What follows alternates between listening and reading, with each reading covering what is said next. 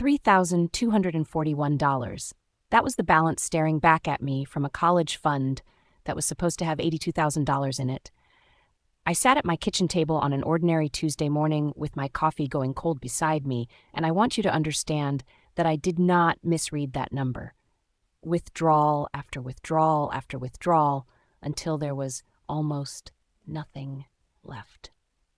But before I get to that, let me introduce myself. My name is Grace Pierce. I am 42 years old. I work as an office clerk at an insurance company. I keep a tidy house. I make dinner on weeknights. And I am by every outward measure exactly as unremarkable as I appear to be. My husband Connor would tell you the same thing, and that was his first mistake, and as it turned out, his most expensive one. I had opened that account because my son Noah had just received his university acceptance letter, and I was preparing tuition payments. Noah was 19, sharp, stubborn as his grandfather, and had been working 3 nights a week flipping burgers because he didn't want to be a burden on anyone. That was the kind of young man he was, and someone had quietly drained his entire future while he was out earning his own way. He had left $3,000 behind, just enough that the account wouldn't automatically close. My husband Connor, whatever else you might say about him, had always been very careful about the wrong things. I didn't call my mother. I didn't call my best friend Samantha, who had told me the week before my wedding that she thought I was making the biggest mistake of my life. I didn't call my father, who had sat me down with my mother before that same wedding. Both of them together, a united front, to tell me that a man who bragged about a family name that everyone in our community knew had gone bankrupt was not a man to be trusted. I called my lawyer, because by the time I found that balance on that Tuesday morning, I already knew exactly what I was going to do. I had been waiting for the right reason, and Connor Pierce, as always, had delivered right on schedule. Let me tell you about my husband properly so you understand the full picture. Connor Pierce is tall and charming and handsome in the specific way that makes people assume a man is more trustworthy than he actually is, with the smile of someone who has never seriously entertained the possibility of failure, and the confidence of a man who grew up being told that the world would eventually arrange itself around his preferences. His family had money once. Old money, or so the story went, the kind that comes with a name and a particular way of carrying yourself through rooms.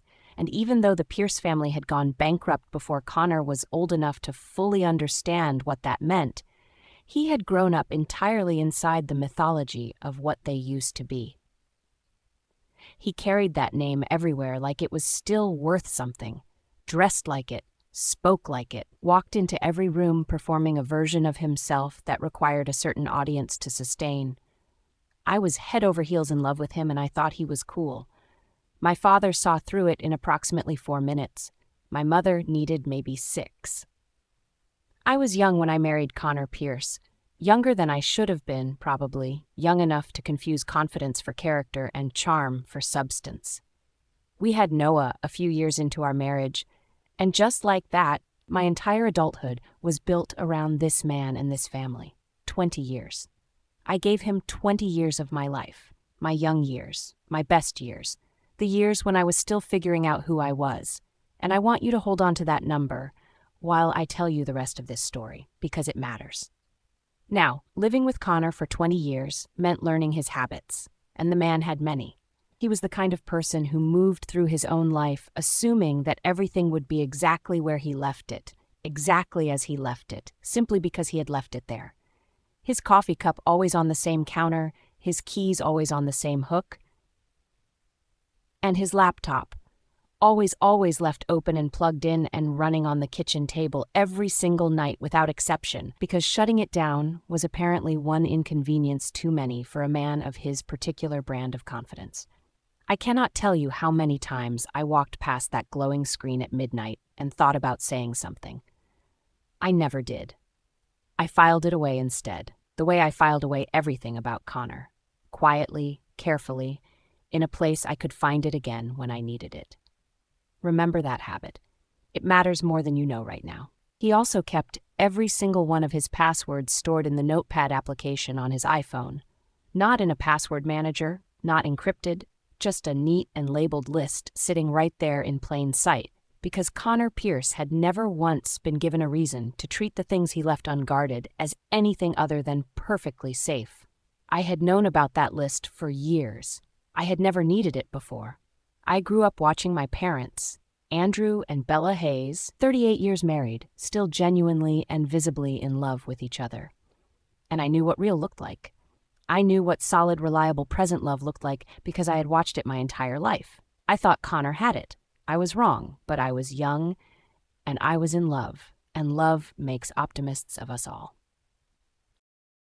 And then Evelyn Sullivan came into our lives, and slowly, methodically, everything I had built that belief on started to show its cracks. She was 29 years old, beautiful in the specific way that requires significant and sustained financial investment to maintain, and she had come into Connor's orbit through mutual friends about 2 years before that Tuesday morning. She did not work, had never, as far as anyone could determine, held a steady job in her life. Connor paid for her apartment, her wardrobe, her dinners, and her entire lifestyle, funding her existence on top of our household expenses, on top of everything else, until eventually every single credit card he owned was maxed out. But we will get to that part in due time. The first time I found out about Evelyn, Connor sat across from me at this very kitchen table with tears in his eyes and told me it was a mistake. It was nothing. It was already completely over, that he loved me and he loved Noah, and he would never, not ever, do something like this again. And I believed him, because we had 20 years together and a son between us, and because I looked at his face and made a deliberate, conscious choice to see the man I had married rather than the man sitting in front of me. I forgave him completely and genuinely. The kind of forgiveness that costs you something real, and for a while after that he was different. Present and warm and attentive, the Connor I had fallen in love with all those years ago, and I let myself believe that the worst was behind us. And then he went back to her. The second time, he tried the same routine. The apology, the promises, the I love you and I will end it for good this time, and I looked at him and I said okay, and I meant it when I said it because I was still trying. He went back to Evelyn within 3 weeks. There was an evening not long after that when Connor called to say he would be late coming home, and I looked at my phone and waited for the familiar feeling, the hurt or the anger or even just the low, dull dread of knowing what late probably meant. And instead I felt absolutely nothing at all. Just a clean, empty, furniture has all been moved out kind of nothing, the silence of a room after everyone has left it. And that frightened me more than any of the anger ever had, because the anger had meant I still cared, and the nothing meant something had ended quietly and completely without ever asking my permission. I put the phone down. I finished making dinner. And somewhere in the back of my mind, very calmly, a thought settled into place like a key turning in a lock. I need to wait for the right moment, and when it comes, I am going to make it count. He eventually stopped pretending he was hiding anything at all. He sat across from me at this table and told me, with the breathtaking audacity of a man who has never once been truly held accountable for anything, that he loved me and he loved Noah, and he was fully committed to his family. He simply also needed to spend his weekends with Evelyn. Like that was a reasonable arrangement. Like that was a sentence a person could say out loud to their wife over dinner and expect to be received calmly. I looked at him and I said, okay, sure. Samantha had run out of patience long before this point. My God, Grace, she said for what felt like the 100th time, just leave him already. I am begging you, she said. My father watched me with the patient expression of a man who had been right about something for years and was simply waiting for me to arrive at the same conclusion. I kept telling them both the same thing. Not yet. Soon. And then one evening, Connor came home from work and sat down at the dinner table and told me, glowing with excitement and completely unguarded, about the Hartwell account, a shipping conglomerate, the biggest client his company had ever pursued. 3 months of intense preparation, building toward a single Monday morning presentation that would land him the title of senior executive, a significant salary increase, and, as he put it with genuine beaming pride, the return of the Pierce name to where it belonged. He talked about it for 45 minutes, and then he finished his dinner and went to keep working. And later that evening I walked past the kitchen, and there it was. His laptop, open, plugged in, glowing on the table, exactly the way it always was, exactly the way it had always been. Remember that habit I mentioned? The one I told you to hold on to? Well, it was about to become the most important habit of his life. Just not in the way he ever imagined. So let me come back to Tuesday morning and the empty account and the number that confirmed everything I had already decided. After I called my lawyer and told her to move forward with the divorce filing, I called my mother and told her what I had found in the college fund. There was a long silence on the line after I finished, the kind that means a person is working very hard to stay composed. And then she told me quietly and without any room for argument that Noah's education was fully covered. Every cent, she and my father would handle it, and I was not to worry about it for another moment. Then she asked if I had spoken to a lawyer, and when I told her the papers were already being filed, I could practically hear the relief move through her from across town. She told me to be smart, to be patient, not to say a word to Connor until I was ready, and I told her I had no intention of saying a word to Connor until the moment was exactly right. I didn't tell Noah because he had just received the best news of his young life, and he deserved to feel that joy without it being immediately poisoned. I didn't tell Samantha because Samantha's feelings about Connor were written plainly on her face at all times, and she would have given everything away within the hour. I didn't tell my father because my father would have driven to the house and said things that would have moved the whole situation in a direction I wasn't ready for yet.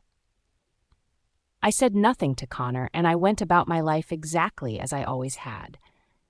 Making dinner, managing the household, listening to him talk about the Hartwell pitch with the attentive patience of a woman who was gathering information rather than sharing enthusiasm. I was the same Grace I had always been on the surface.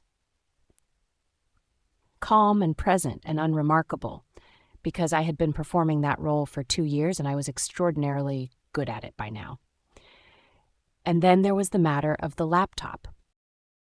The presentation was scheduled for Monday morning. Connor spent Sunday evening at the kitchen table, reviewing every slide, every data point, every carefully constructed argument in his proposal, saving and resaving with the meticulous focus of a man who understands that tomorrow is not a day he can afford to get wrong. He saved his files on the laptop. He backed everything up on his thumb drive. He was thorough and careful and completely, serenely confident. Because why wouldn't he be? Everything was in order, everything was safe. He went to bed before 11 and was asleep within minutes, breathing with the deep and even rhythm of a man who has made his peace with his choices and has no particular concerns keeping him awake at night. Now, remember that habit I told you about earlier? The laptop, always open, always plugged in, always running on the kitchen table? And those passwords, neatly organized in his iPhone notepad like a list he had written out specifically for someone who might one day need them? Well, Sunday night, after Connor fell into that deep and unbothered sleep of his, I got up. I picked up his iPhone from the kitchen counter, opened the notepad app, and there were all his passwords exactly where they had always been. I sat down at the glowing laptop, navigated to the Hartwell folder. Every file, every draft, every version, every supporting document representing 3 months of intense work and Connor's entire professional future. And I thought about the balance of $3,241. And I thought about Noah's acceptance letter on the refrigerator, and then I deleted every single file in that folder, not the whole laptop, because a complete wipe looks deliberate, and deliberate looks like sabotage, and sabotage has a suspect. Just the Hartwell files. Just the ones that could not be replaced or reconstructed before Monday morning. Then I took out the thumb drive, wiped it completely clean, and put it back exactly where it had been. I closed the laptop and pushed it back to the precise spot it had been sitting, put Connor's phone back on the counter at the exact angle I had found it, and I went back to bed. I slept better than I had in 2 years. Now, before you say anything at all, I need to tell you something about that particular Sunday. There had been a minor power surge in the neighborhood that afternoon. The lights flickered twice while Connor was reviewing his files, and we both noticed it and both mentioned it briefly before moving on with our evening. Connor's laptop was plugged in and running all afternoon, all evening, and all night, the way it always was, the way it had always been. These are simply facts, and what anyone chooses to conclude from those facts is entirely their own business. I am just an office clerk, after all, and I wouldn't know the first thing about any of this. Connor got up early and dressed in his best suit, the charcoal one he reserved for important rooms, and moved through the house with the focused, glowing energy of a man who is absolutely certain that today is the day his life becomes what it was always supposed to be. He ate quickly, picked up his laptop, slid the thumb drive into his jacket pocket, and kissed me on the cheek on his way out the door. "Big day," he said. With the grin of a man who has never seriously entertained the concept of failure, he said. "I know," I told him warmly.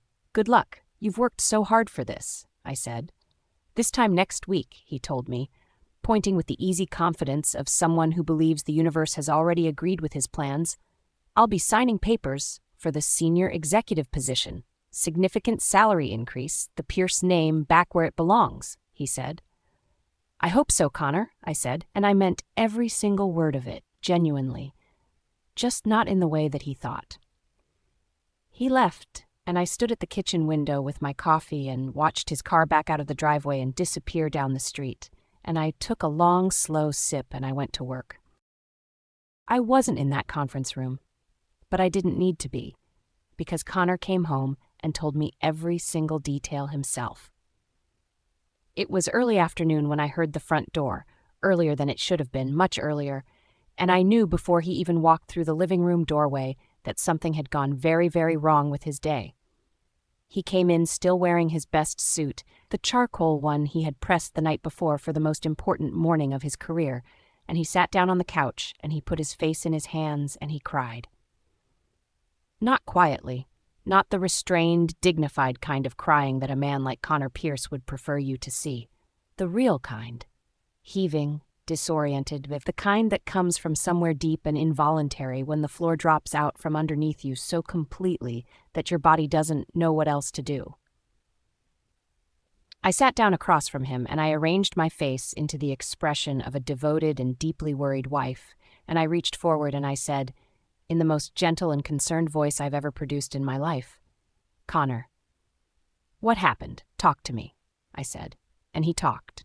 He told me everything, in between sobs and long, shuddering breaths, and I sat there and I listened with my hands folded in my lap and my eyebrows drawn together in the carefully constructed portrait of a woman who is hearing terrible news for the first time, while somewhere deep inside me, in the part of me that I keep locked and private and entirely my own, I was jumping for joy and popping a bottle of champagne.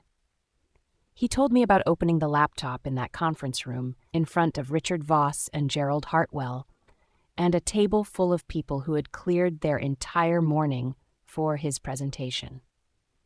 He told me about navigating to the Hartwell folder and finding it empty, and then checking the thumb drive and finding that empty too, and the specific and terrible silence that had expanded through that room while he sat there with nothing to show for 3 months of intense work. He told me about Gerald Hartwell checking his watch and Richard Voss saying his name in that careful, quiet voice, and the moment he understood that he had absolutely nothing to give to the most important room of his professional life. And then he told me about Ashton. Quiet, overlooked, always in the background Ashton, who had stood up at the far end of that table with his own proposal already prepared, and presented for 40 minutes and answered every question and walked out of that room with the Hartwell contract and the senior executive title and the salary increase and everything else that Connor had been building toward. Connor got suspended pending a formal review. Gerald Hartwell shook Ashton's hand on the way out and did not look at Connor once. I listened to all of it with my hand resting sympathetically on his arm, and my face arranged in an expression of genuine and heartfelt devastation. And I said all the right things, "Oh, Connor, and I can't believe it, and that's awful, I'm so sorry," and every single word came out perfectly. because I had been performing this role for 2 years and I was by this point extraordinarily good at it. And inside, in that locked and private place, I was absolutely wild with satisfaction. Mission accomplished. I let him finish. I let him sit in it for a moment, and then I tilted my head thoughtfully and said, "Connor, do you remember yesterday afternoon? There was a power surge. The lights flickered twice while you were working," I said. I paused, letting the concern show on my face. "You always leave your laptop plugged in and running. You've always done that. If the surge came through while the files were still open and active..." "I saved it before the surge," he said, his voice still broken. "I know you did," I said gently, "but the laptop was still running when you went to bed, still plugged in all night, and if the surge did enough damage while everything was still open..." And I let the sentence trail off softly, and I watched the explanation settle into the hollow space in his mind where the confusion had been living. "A power surge," he said quietly, like he was trying the words on for size. "It might be worth calling IT, I told him, "to see if anything can be recovered." And then I reached across and put my hand over his, and I looked at my husband's completely devastated face, and I said, "I'm so sorry, Connor. I really am. And I meant it in the way that you mean something when the thing has already happened, and sorry is simply the appropriate word for the moment." Inside I thought, Thursday. The lawyer said the process server comes Thursday. Hold it together just a little longer, Grace. Connor spent 3 days suspended at home, calling IT and getting nothing, calling Richard Voss and getting 4 minutes of conversation that told him everything he needed to know about where things stood. He moved through the house like a man relearning how to exist without a professional identity to hold him upright. And I went to work and came home and made dinner, and was exactly the Grace I had always been on the surface. Because I had approximately 72 hours left of this particular performance, and I had not come this far to break character in the final act. On Thursday, we were all home, called in sick, but really, I want to see his face when he gets served with the divorce papers.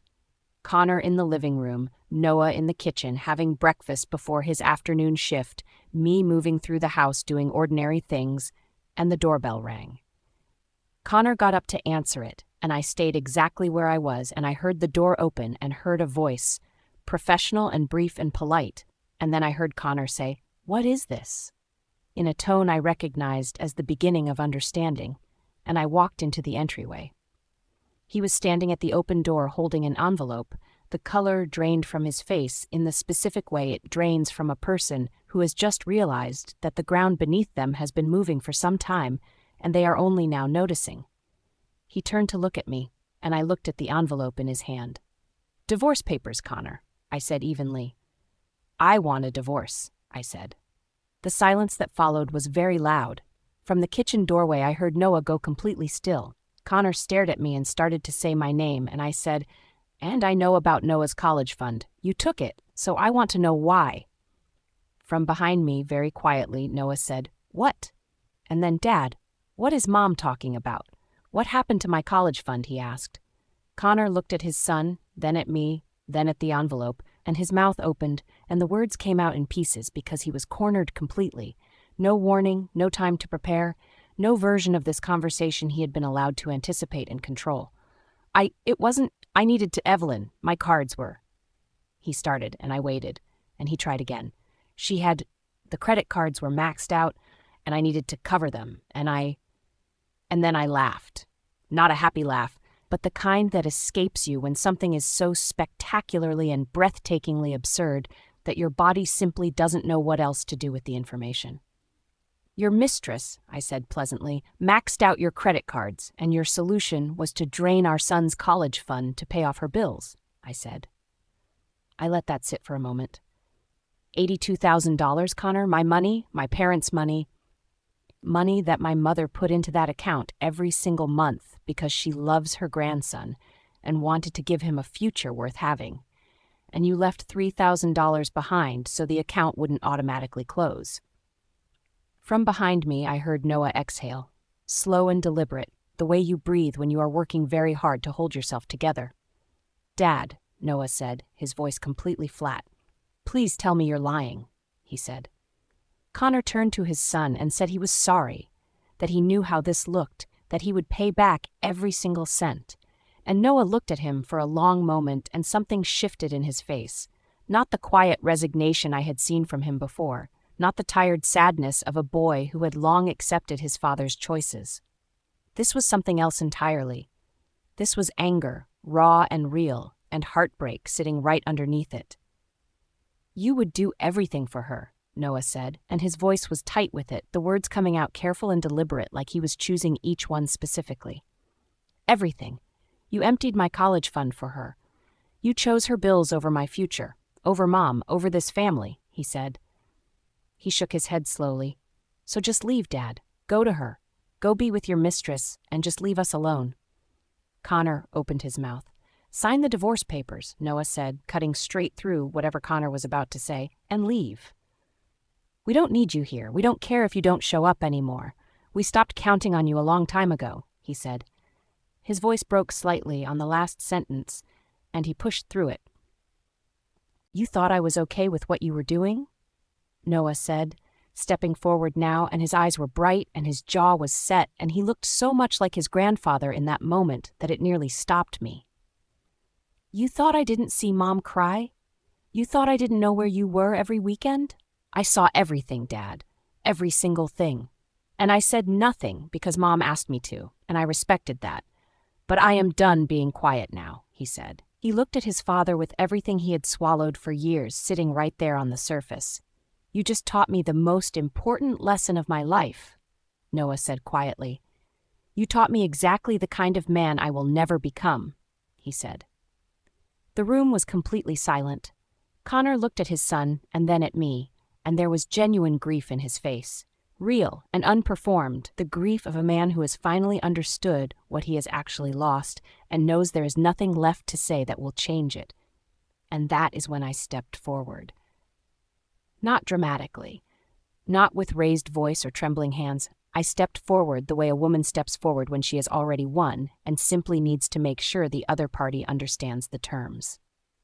"Connor," I said, and my voice was very quiet and very clear, the way it gets when I mean every syllable of what I am about to say. "Every single cent of that $82,000 comes back. Every cent. I don't care how long it takes or what you have to do to make it happen. You will pay back every dollar you took from our son's future, or I promise you, I will make what happened in that boardroom look like a minor inconvenience," I said. I held his gaze, and I did not blink. "My attorney has documentation of every transaction, every withdrawal, every transfer, every date and amount. I have been very patient with you for a very long time, Connor, but that patience has a price, and you are looking at it right now. Pay it back. Every cent, or I will raise absolute hell, and you know me well enough to know that I mean that." The silence that followed was a different kind of silence from all the others. Not from all the others, not the stunned silence of someone processing bad news, but the specific quiet of a man who has just looked into the eyes of someone he underestimated for 20 years and is only now understanding what that cost him. "Grace, please," Connor said finally, and his voice broke on my name, the way it used to break when things between us were still real. "I love you. I still love you. Please."